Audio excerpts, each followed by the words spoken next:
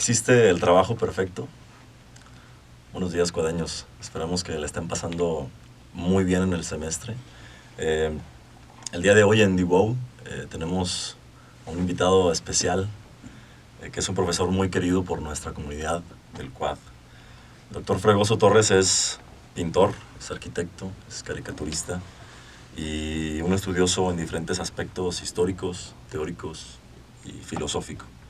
Como pintor tiene más de 80 exposiciones nacionales e internacionales, suma 33 libros y más de 60 publicaciones dirigidas a la formación integral de los estudiantes, a quienes se ha dedicado a lo largo de alrededor de 50 años impartiendo clases. Doctor, muchas gracias por estar aquí. Es un gusto para nosotros hablar con usted de un tema sumamente importante para todos los integrantes de esta universidad y es el trabajo perfecto. ¿Realmente usted cree que exista el trabajo perfecto? Primero quiero agradecer la invitación, agradecer tu presentación. Me siento muy halagado por esa invitación. Y yo creo que no existe el trabajo perfecto. Existe el trabajo perfectible. Y esa es una constante que debe de perseguirse. Porque el trabajo perfecto se oye como algo que se terminó, que ya se perfeccionó y se terminó. Y todo lo que alrededor de una existencia es una evolución constante. Entonces la perfección creo yo que no existe, se puede buscar hasta cierto punto, pero no existe el trabajo perfecto. El trabajo perfecto pues es una ilusión que yo creo que sí es posible perseguir. Excelente. ¿Usted consideraría que está actualmente en su trabajo ideal? Yo consideraría que sí. Estoy actualmente, por muchas circunstancias, en el trabajo ideal. Porque yo me he dado a la tarea de la búsqueda de un sentido de mi vocación. Porque yo más que nada he desarrollado mi trabajo, he desarrollado mis intereses en estas disciplinas, pero principalmente lo que he tenido que hacer es encontrarle el sentido a las cosas para poder desarrollar la satisfacción o la posibilidad de hacer bien y mejor lo que estoy haciendo. Creo que estoy en el trabajo, para mí, ideal. Perfecto, doctor. Doctor, dígame, me intriga un poco saber por qué usted decidió estudiar arquitectura. Para mí es una respuesta un poco inesperada, ¿no? Yo decidí estudiar arquitectura para ser pintor. Entonces, mi experiencia tiene mucho fondo, tiene mucho que ver porque el tipo de pintura, el tipo de experiencia visual, comunicacional, todo esto no se encuentra ni se encontraba originalmente en una escuela establecida.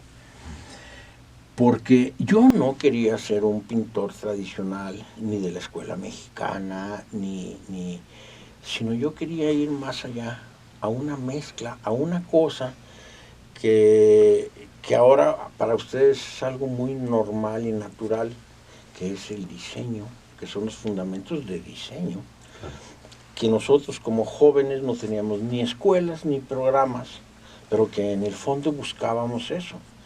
Entonces yo quise buscar una escuela en donde yo encontrara fundamentos de diseño, pero para aplicarlos en otras disciplinas, que en el tiempo en donde yo estudié no existían, y que ahora a lo mejor a la vista de ustedes son muy naturales.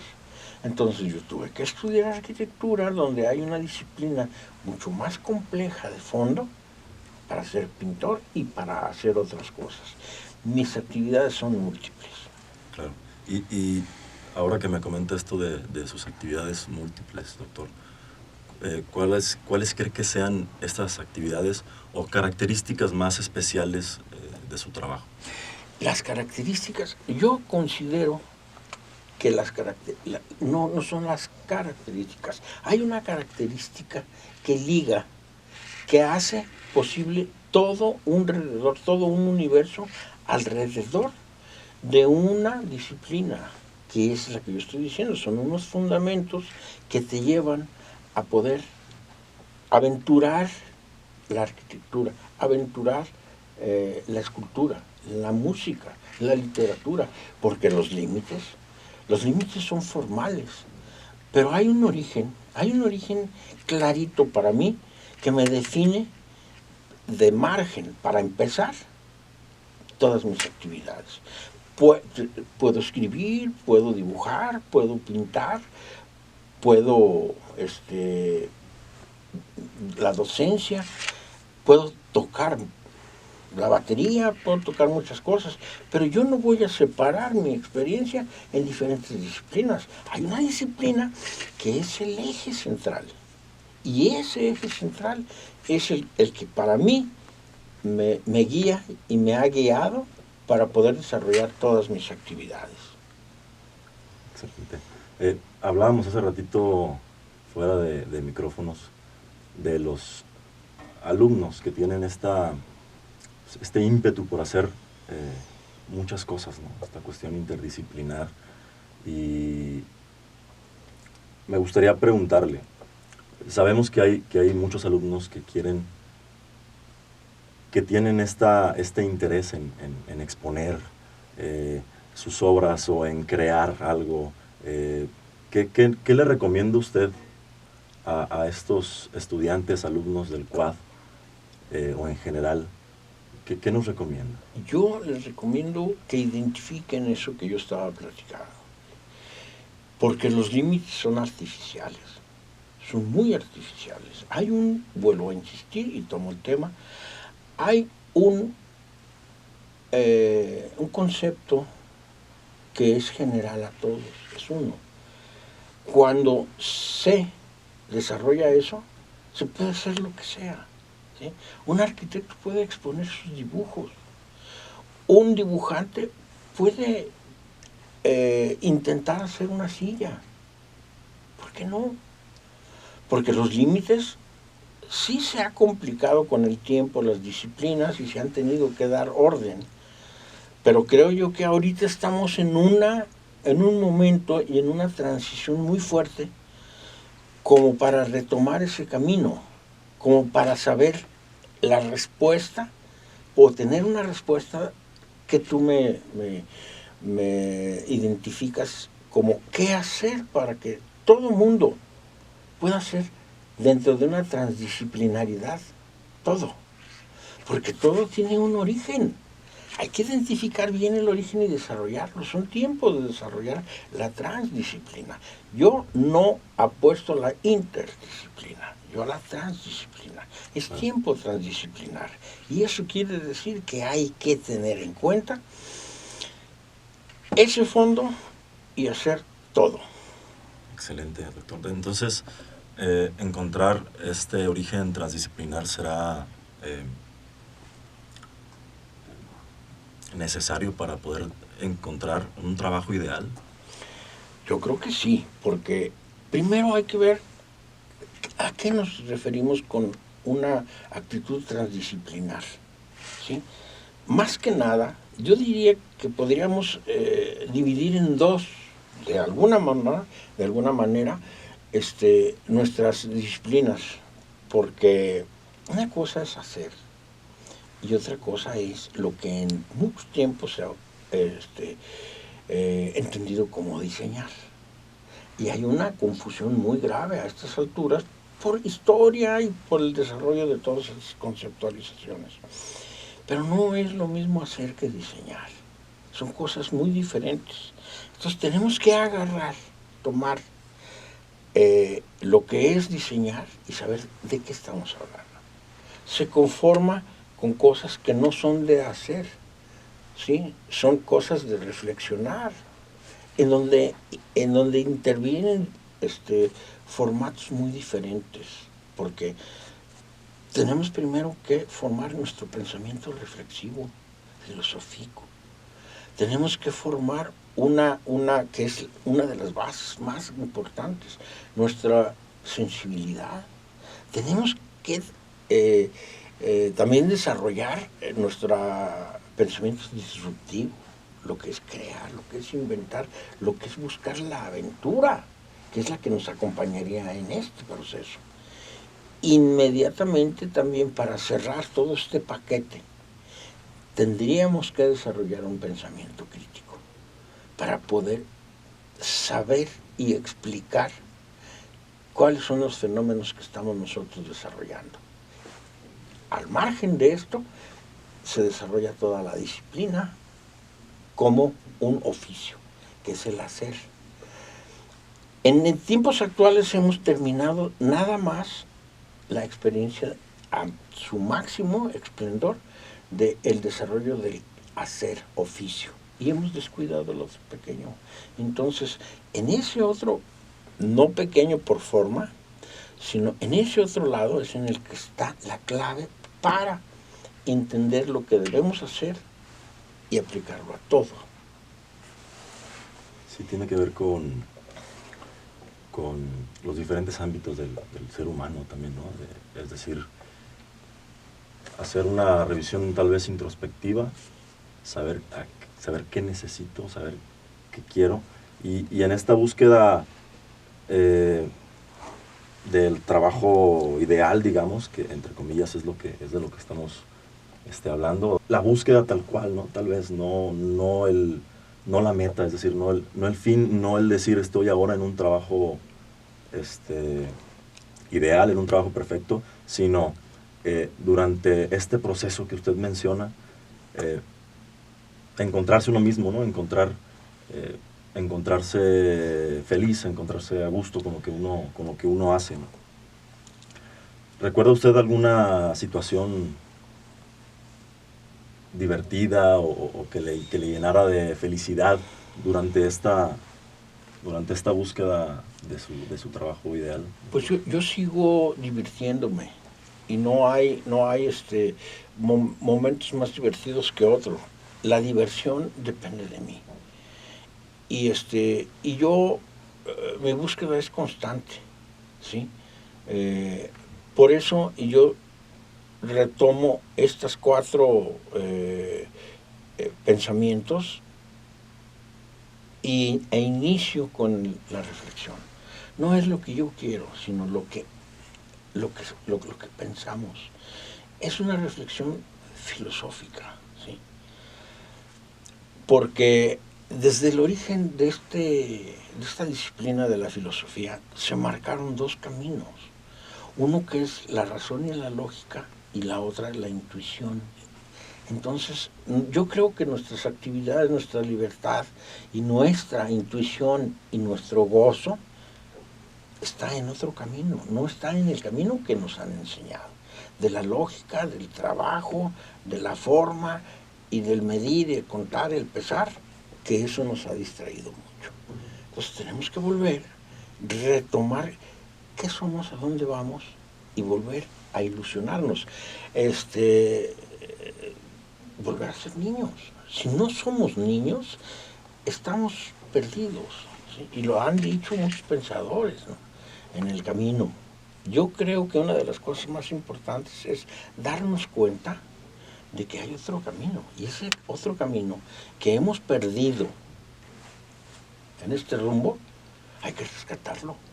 Y ahora es cuando hay que rescatarlo, porque ese otro camino es en donde están todas las cosas. Podemos ser actores, podemos ser cocineros, podemos hacer todo si identificamos ese otro camino, en donde nos acompañan muchas cosas, como la creatividad, como la reflexión, mil cosas. Cuando se abre ese camino, cuando se entiende ese camino, se sabe vivir. Excelente, doctor. Y en este ámbito, digamos, de las áreas del diseño, del arte, de la arquitectura, ¿Qué cualidades cree que sean las más importantes a desarrollar, al menos, para poder expresarse de una manera adecuada?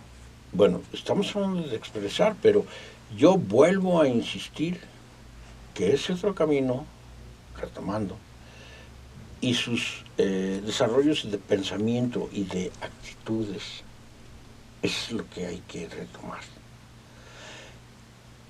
Voy a volver a insistir, el camino de la razón, del oficio, del hacer, de la manufactura, esto se desarrolló en una época previa a nuestra transformación actual, ¿sí? En donde el interés era económico-mercantil y nos llevó a que nuestras actividades estuvieran marcadas por compromisos de ese tipo. Entonces, cuando tú tienes un compromiso de ese tipo, te limita tu libertad, te limita tu alegría y te limita muchas cosas. Entonces, ahorita nos encontramos en un momento en el que exige la libertad para la transformación. Entonces, no, por eso es tu pregunta, ¿qué debemos hacer para poder ejercerlo, ¿no? Porque están todos los medios, están todas las tecnologías, pero el ser humano está apenas levantándose para ir a una parte que todavía no sabe por dónde. Así es, doctor. Me han contado, de hecho, algunos de sus alumnos que usted en sus clases pues, las hace muy amenas, que pone música, que brinda un ambiente de confianza. ¿Cuál cree que sea la clave para crear estos espacios en la que los alumnos o en los que los alumnos puedan aprender y al mismo tiempo no sientan como que sea algo metódico y aburrido, algo encasillado, como mencionaba usted? Una de las cosas, los principios más importantes que a mí me interesan de mis grupos es que desarrollen su libertad, que desarrollen confianza, que desarrollen valores existenciales, ¿sí? Por eso, lo demás no nos va a servir mucho el que sepas hacer un negocio, el que sepas hacer algún producto, ahí está una palabra clave, el que sepas hacer. Eso no te va a llevar a nada. Hacer un buen negocio no te va a hacer feliz. Hacer un producto, hacer un planteamiento, hacer todo lo que nos enseñan prácticamente, no te va a hacer feliz. Primero hay que tratar de ser feliz, de tener confianza. Primero hay que ser. Y luego el mismo ser te va a llevar a buscar qué más. Y yo creo que la mejor enseñanza que yo aspiro a darle a mis alumnos es confianza y seguridad en una existencia. Confianza y seguridad en una existencia. Excelente, doctor. ¿Cuál es la actividad que más le gusta ponerle a sus alumnos para que puedan...? Depende de las actividades, sí, pero la mejor actividad es la de tratar de ser humano. Muy bien. Tomando en cuenta su experiencia en los últimos años, ¿qué nos puede dar una opinión de los alumnos que han pasado por su clase? Es decir, ¿qué tan preparados los ve o cuál es la principal diferencia de estos alumnos recientes, digamos, con los de otras épocas? Aquí hay algo muy importante que hay que considerar en todo momento, que nosotros y nuestras expresiones somos productos de circunstancias y contextos específicos. No podemos decir que mi grupo anterior es igual a este grupo anterior, a este grupo, porque el tiempo cambió, porque ellos cambiaron, porque son circunstancias y contextos diferentes. Entonces, ¿cuál es mejor? ¿Cuál es peor? No podemos hacer una evaluación de ese tipo. Pero entiendo que no de ese tipo, pero ¿considera que son más creativos o menos creativos que antes? son diferentemente creativos. Son diferentemente porque creativos. tienen aspectos diferentes. Por eso digo, el contexto de las circunstancias los hace que persigan una creatividad diferente o aspiran a otro tipo de cosas. ¿Sí? Responden a la época, ¿no? Sí, lo que hay que hacer en ese sentido es darle las bases y la expresión se va a dar sola. Y la expresión se va a fundamentar en su circunstancia y en su contexto. Si un grupo es, yo te puedo decir que hace unos años, ahorita, las circunstancias cambiaron y sus contextos, y obviamente cambiaron sus perfiles y sus aspiraciones, claro, y sus productos. Por supuesto. ¿Qué consejo nos puede dar a los alumnos para mejorar estas cuestiones de, pues, podría ser versatilidad o creatividad? Pues primero, buscar el otro camino. Es complejo porque hay que explicarlo varias veces, la transdisciplinaridad, la transmedia, los pensamientos reflexivos, todo esto no está estructurado como para acceder a ellos. Están de alguna manera ocultos por las necesidades que ha tenido la trascendencia del desarrollo de estas disciplinas, ¿sí?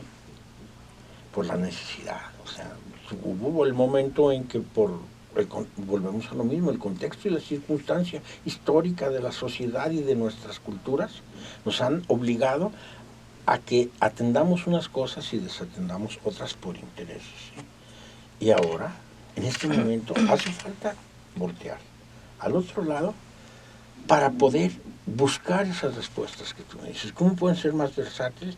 Yo nomás te digo una clave. La transdisciplina es todo.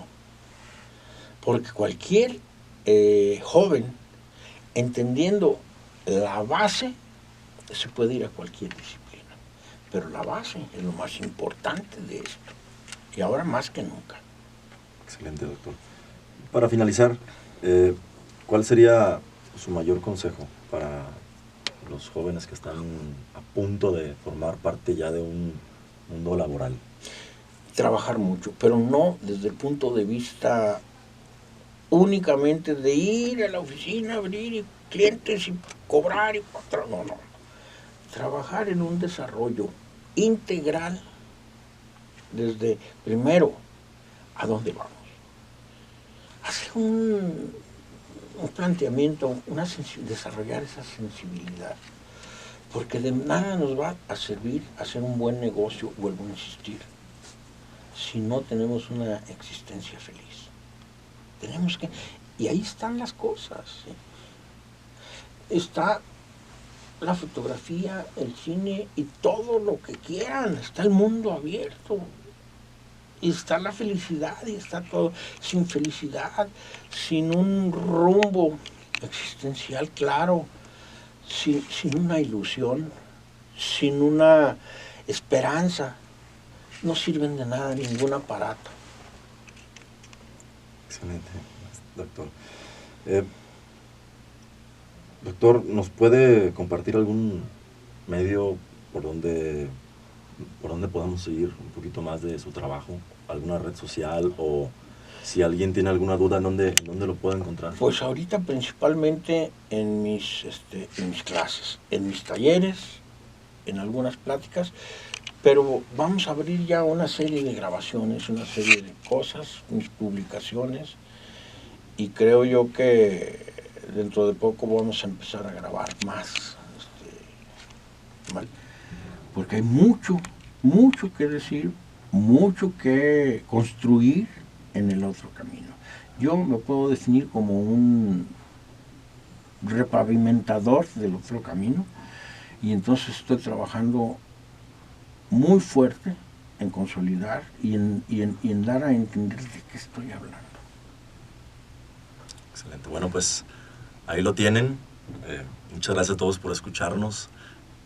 Doctor, muchas gracias por estar aquí, gracias por su tiempo y por su valiosa información. Recuerden seguirnos en redes sociales como The Wow Podcast, en el que les compartiremos clips divertidos, variada información sobre vacantes para sus prácticas profesionales, y en YouTube y en Spotify, donde estaremos publicando próximos capítulos. Hasta la próxima, cuadeños.